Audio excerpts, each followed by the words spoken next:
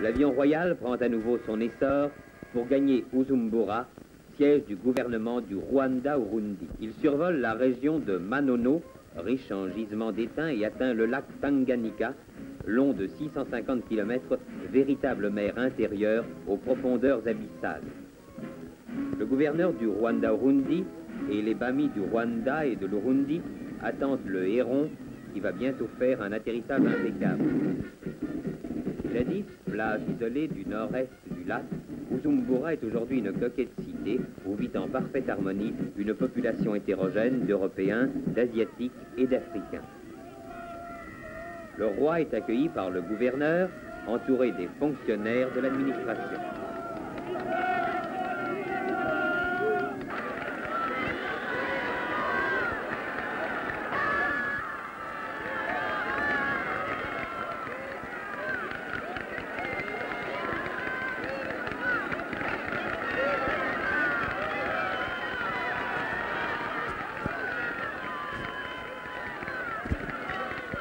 Les notables Barundi expriment leur loyalisme avec la dignité traditionnelle des habitants de ce pays.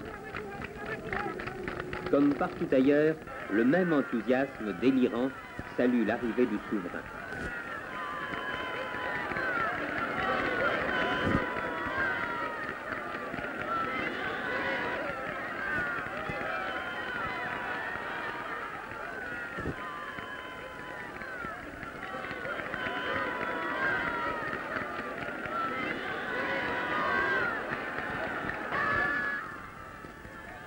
Dans le stade, une élégante foule de notables indigènes attend le roi qui va assister à une grande fête folklorique.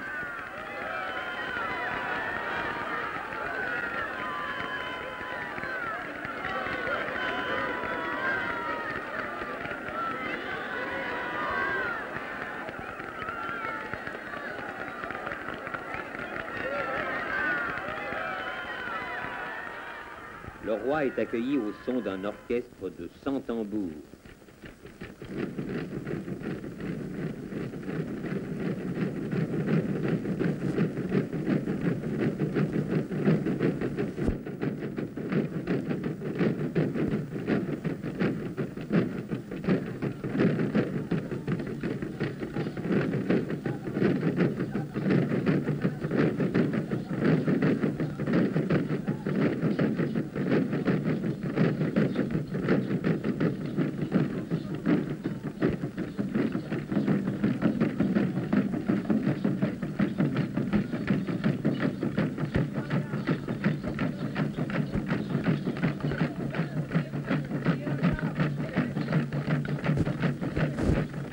Coiffé d'une couronne en fibres de bananier, paré de peaux de léopard, de baudrier, de perles, le cou orné de coquillages, les guerriers Barundi célèbrent aujourd'hui la venue d'un grand chef.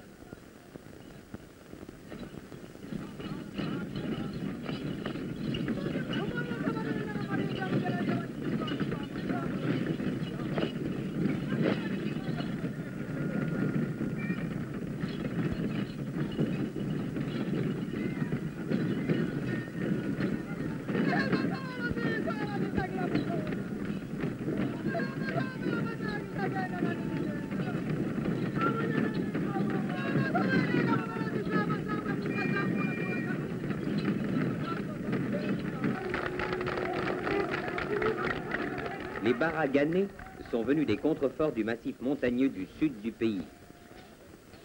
C'est la danse qu'exécutent les jeunes hommes aux environs immédiats de l'habitation de la jeune fille qu'ils désirent épouser. Ayant fait appel à des amis, ils entament ensemble une chorégraphie extrêmement difficile, mettant en valeur les qualités physiques de chacun d'eux.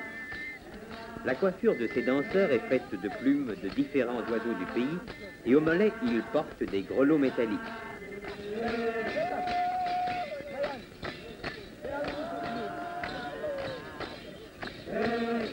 En route vers Murambia, résidence du Mwami de l'Urundi. Tout le long du chemin, de 3 en 3 mètres, les notables sont figés dans l'attente.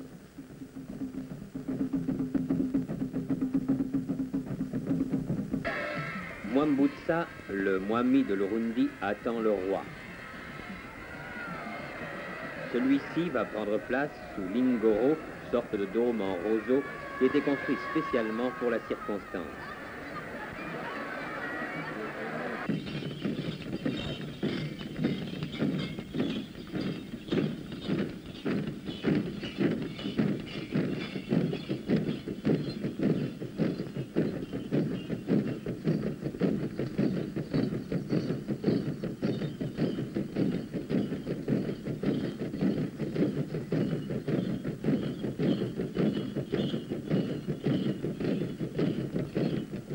Une vache et son jeune taurillon sont offerts au roi. Cérémonie d'hommage sans pareil dans une pure tradition ancestrale et le plus grand honneur que l'on puisse faire à un visiteur de Mars.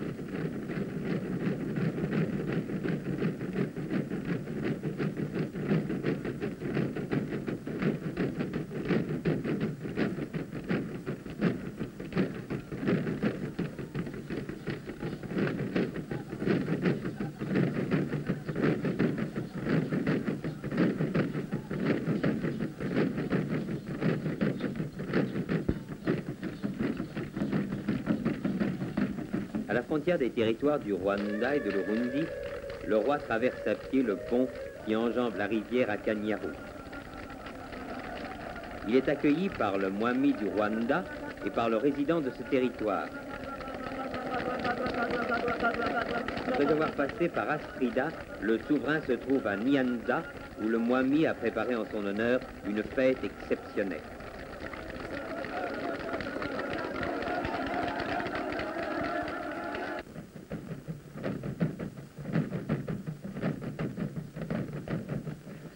Soyez bienvenus dans Rwanda. Les personnalités ont pris place dans la tribune adossée à la maison de Mutara. Hommage au grand roi. Signe de soumission et d'allégresse. Puis, les musiciens font leur apparition et enfin les danseurs Intore qui vont exécuter quelques-unes de leurs danses les plus fameuses. Les danseurs forment un carré et exécutent un ensemble de figures dont la diversité et la richesse se résument dans quelques-uns des motifs proposés aux spectateurs. La foudroyante, l'invincible, la bénie, l'aérienne et la prestigieuse. Par le truchement du ralenti, la beauté des gestes et la grâce des mouvements s'affirment davantage encore.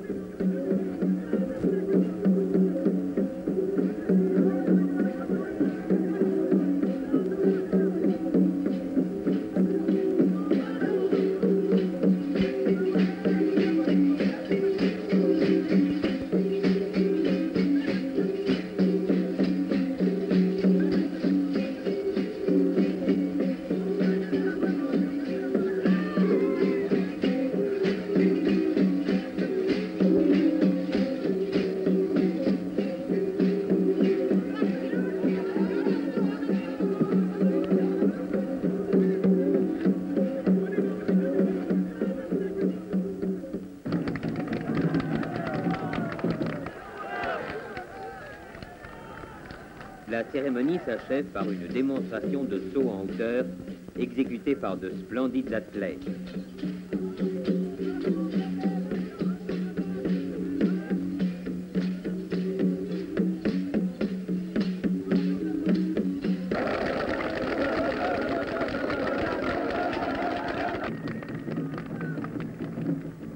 Adieu au Rwanda que le roi va bientôt quitter pour se rendre à Bukavu, capitale de la riante province du Kivu. Bukavu, une jeune cité déjà importante, une longue agglomération bâtie en bordure du lac, avec ses magasins, ses hôtels, ses banques, son athénée, son collège. Et sa cathédrale, qui domine un paysage de rêve au climat méditerranéen. Cette région est un perpétuel jardin fleuri. De la route, bordée d'eucalyptus, de cyprès et de chênes argentés, les seigneurs du pays sont échelonnés de 3 en 3 mètres, formant une garde d'honneur tout au long du parcours de la voiture royale.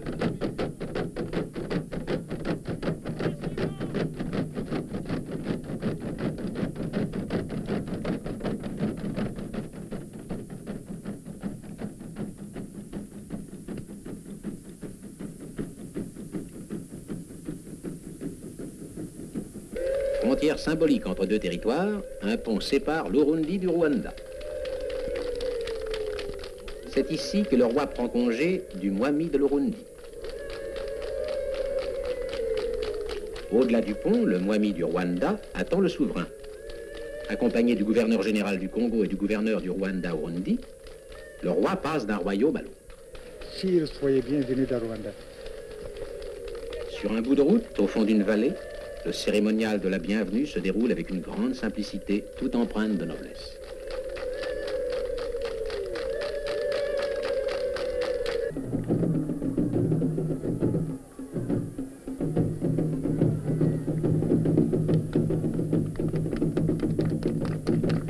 Nyanza, capitale indigène du Rwanda et résidence du Mwami, lequel a préparé en l'honneur du roi des Belges une fête sans précédent.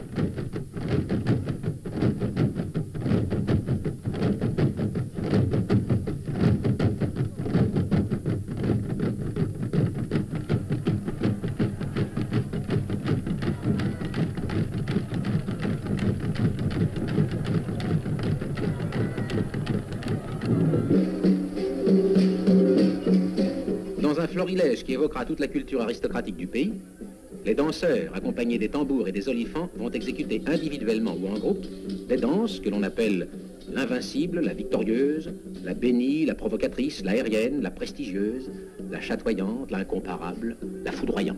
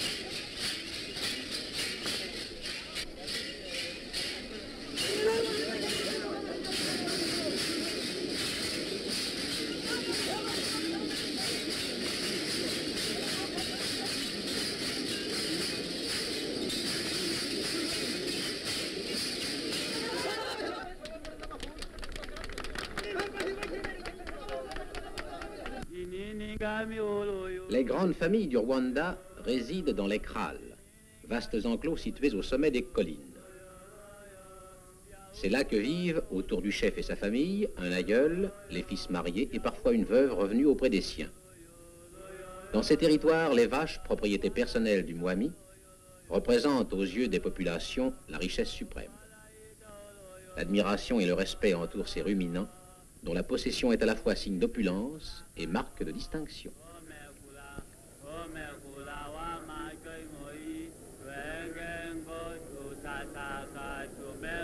Chaque fois qu'il veut honorer un visiteur, le Mwami du Rwanda lui offre une vache. Mais son témoignage le plus haut de vénération consiste en une vache laitière accompagnée de son veau. Les dignitaires de la cour marquent leur émotion devant ce geste royal.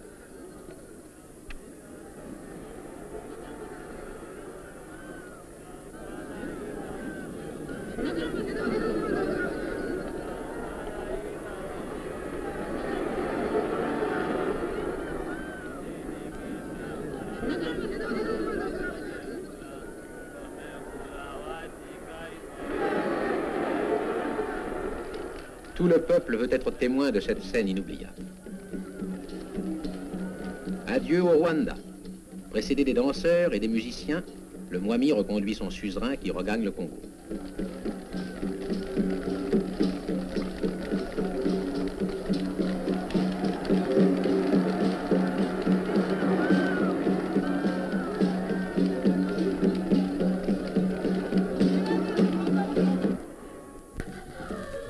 La forêt équatoriale doit sa luxuriance à l'eau.